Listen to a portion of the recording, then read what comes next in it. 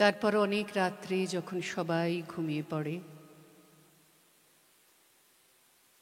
আমি এসে দাঁড়াই এই সমুদ্রের তীরে।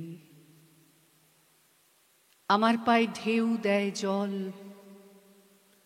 তখন মাথা তুলে আকাশের সবচেয়ে উঁচু তারাকে আমি বলি, সোনার মেয়ে, তোমার জন্য, কেবল তোমার জন্যেই জন্মেছিলাম আমি।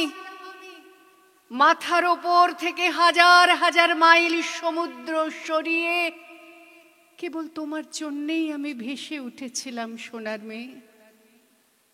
আমি বলি, আকাশের সবচেয়ে উঁচু তারাকে আমি বলি, আমি প্রথম, আমার আগে আর কোনো প্রাণ আসেনি এই পৃথিবীতে। মনে রেখো, মনে রেখো, কেবল তোমার জন্যই পৃথিবীতে এতগুলো অরণ্য বানিয়েছি আমি, আর সেই অরণ্যে বসিয়েছি এত রকমের গাছ।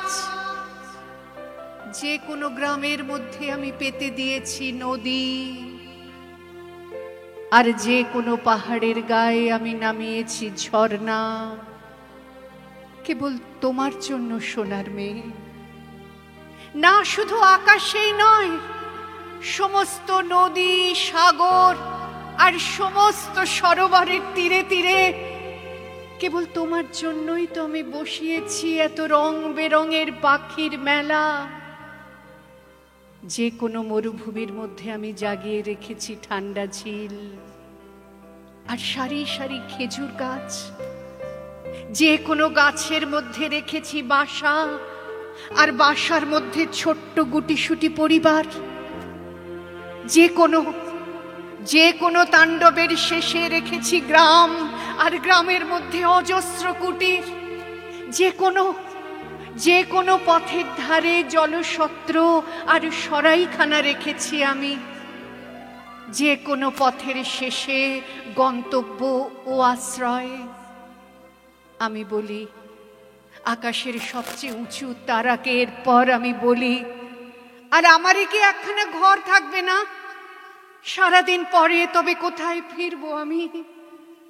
সারাদিন ধরে মেঘে মেঘে বৃষ্টি বানাবার পর, আর আকাশে আকাশে এত রং লাগাবার পর, মাঠে মাঠে ফসল আর বনে বনে এত ফল জাগানোর পর, দিনের শেষে কোথায় ফিরবো আমি?